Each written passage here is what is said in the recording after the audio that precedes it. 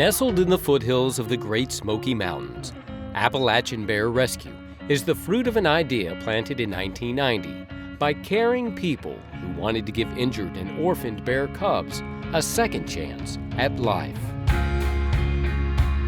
It's immeasurable what they bring back to this community, with the black bear being so much a part of this culture, so much a part of this heritage. Bears are an iconic species. Everyone loves bears. Everyone cares about them.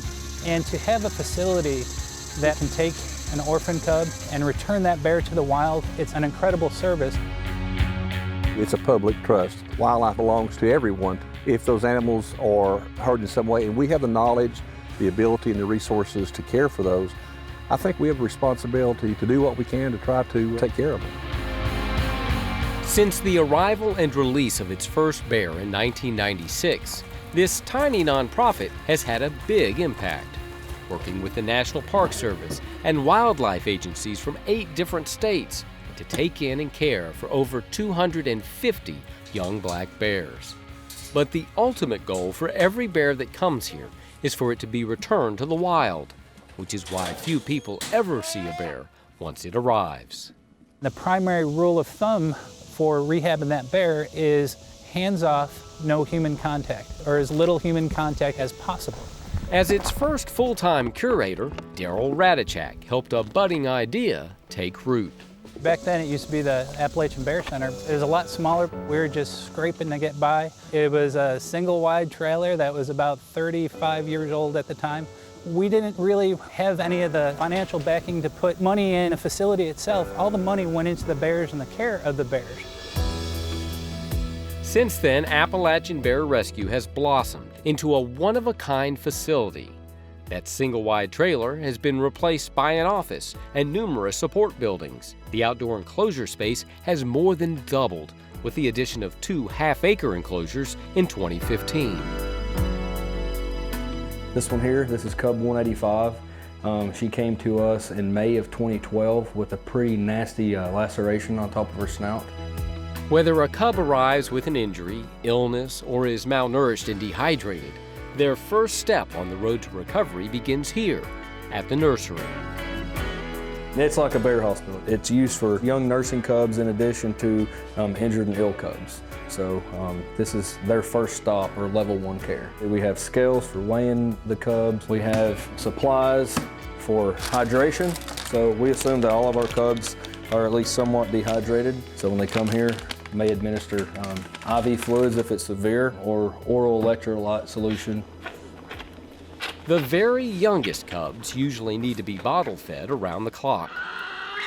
You're up feeding every 2 to 3 hours, and you're working multiple days in a row, and you can get really tired and exhausted. Because they're so dependent on us for our care, you do run a risk of them bonding with their human caretaker. But we have several procedures in place to avoid that. At each step, we decrease human contact, and we do that much quicker than that would be in the wild with their mother. The bears are moved outside as quickly as possible, either when they are healed sufficiently or for the nursing cubs when they can lap food out of a bowl. It's a step that can happen much faster now, thanks to the addition of these custom-designed cub houses. We can move them outside a lot sooner. We don't have to worry about the weather. This building each block is insulated with the material. It'll have a covered roof that will allow natural light to come through. They'll have dens in here, and there's a large divider with a guillotine door where I could come in here and I could look. This will be a mirror top glass. I could look through to see the cubs and where they're at in this side. Go over here and clean up this side real quick, provide food, water, etc. Open that guillotine door when the cubs rush over, close it back and clean this side. So this will really reduce the human presence, and they'll never see me. What they will see are beautiful woodland scenes, thanks to a group of Townsend artists who volunteered their time to paint murals on the walls. Things that the cub would see in their natural environment, it's much better than just a plain block wall. It makes for a nice environment for them. Once the cubs reach the proper size and weight, they are moved to acclimation pens. Located within the wild enclosures, these pens help the cubs transition more smoothly into the open areas. This right here is what we refer to as the jungle gym. We're actually standing within enclosure 1, acclimation pen 1. This is going to be used to temporarily house cubs that come in. They can hone additional important skills, obviously, such as climbing that they're going to need in the wild, develop strength and coordination and balance and everything.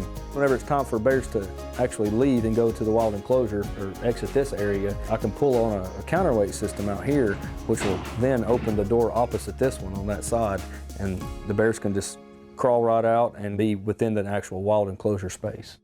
The wild enclosure is the last step in the rehabilitation process and the place where the cubs will spend the most time. Several safety features are in place to ensure the cubs can't get out, starting with a state-required electrical fence running around the perimeter. If something were to happen to negatively impact the functioning of this fence, we have this as a backup, and bears can't get their claws in here. It's a really thick 4x8 sheets of plastic, heavy-duty plastic.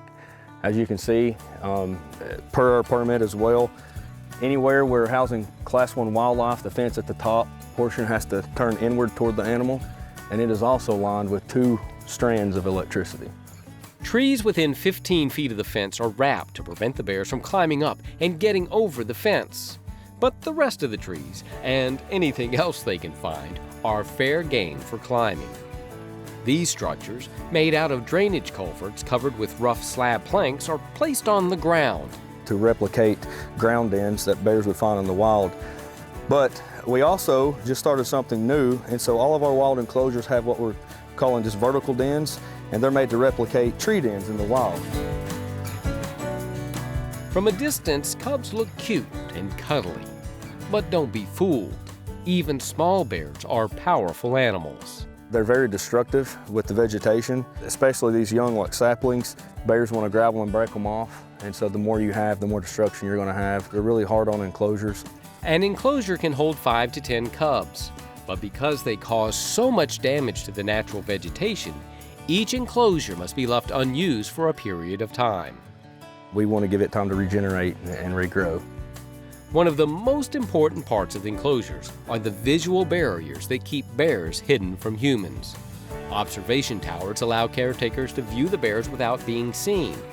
Water is provided via an underground delivery system, and food is thrown over the fence, allowing the cubs to forage as they would in the wild.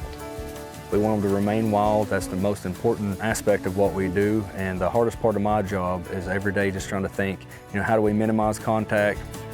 Bears that become habituated, meaning they aren't afraid of people, will almost never survive in the wild. That's why state law mandates only a select few people are allowed near the wild enclosures. I have permission to go down there, and I'm very hesitant to do so, because if there's ever a bear that's not releasable, I don't want to wonder if it's because I did something that I feel is selfishly for me. Seeing them here is great, and we're glad that we can take care of them, but there's no comparison to seeing them where they belong. So we stay away. While most volunteers will never make it to the enclosures, there's plenty of other places they can help. Bear care requires resources and space, a laundry area for washing linens, an office equipped for curators to spend the night, equipment dedicated to preparing bears for release back into the wild, and perhaps most important, lots and lots of food storage. We actually have 3 deep freezers for freezing fruits, muscadines, grapes, sliced apples. We can freeze and store acorns. We just go through those really fast. We also have shelves that we can fill with acorns and let them dry out. We have a dehumidifier in there so we can store them for the long term. We also have a cubby cooler, building 2, which is just a giant refrigeration unit. If someone is willing to donate apples or pears, we'll all come together and go out and kind of harvest all of those and bring them back to our cooler. We obviously need a lot of fruit of those kinds. Of course, all that work can't be done by the curators, which is why volunteers are so important. Our volunteers work tirelessly. They stand at booths, they stand in front of the grocery store, they ask for donations, they teach in classes. They never see a bear, but they know what it means to give these animals a second chance. It's just amazing that we have so many people that volunteer of their time and their money to ensure that this operation is a success. They do so much with really very little, and that's just because of their passion and because of their love of what they're doing and their love of what they believe in, and that's the Appalachian black bear. Now that passion and love can be shared with even more people, thanks to the newly opened ABR Visitor and Education Center in Townsend. Tourists coming in will have an opportunity to actually stop and get a little more history about what the black bear really is and what it really means for them to be here in this area and in the Smoky. Because the rescue operation can't accept visitors, the new center gives people a place to come and learn more about ABR. It also helps ABR fulfill its mission to increase public awareness about coexisting with bears. I think educating the public is probably the most important thing that we can do to save bears, even more important than what Coy and I do, because most of the time the cubs that we get in are because of some kind of human involvement. That involvement can range from building homes in bear habitat, getting too close to bears in the wild, or leaving garbage like apple cores or watermelon rinds out where a bear can get to it. Something as simple as spitting chewing gum out on a trail can be enough to attract a bear and cause a potential conflict. If you can really educate people and tell them how to secure their garbage, not to leave their pet food out overnight, and bird feeders in the spring and things of that nature, it goes a long ways, and it will help minimize the number of cubs that we have to bring into our facility. The hope of everyone involved with ABR is a day when bears no longer need rescue. But with more humans encroaching on bear habitat, the reality is that conflicts between bears and humans will continue. And so will the need for Appalachian bear rescue. We're very proud they're here, and they're worth their weight in gold as far as to wildlife biologists, state wildlife agencies, to be able to have a facility they can take them to keep them and then release them back out in the wild. That ultimate goal, giving a bear the chance to live wild and free, can only be achieved by so many people working together. With your generosity and compassion for these animals in need, Appalachian Bear Rescue will continue building a legacy that will ensure the future of one of our most iconic species, the American black bear.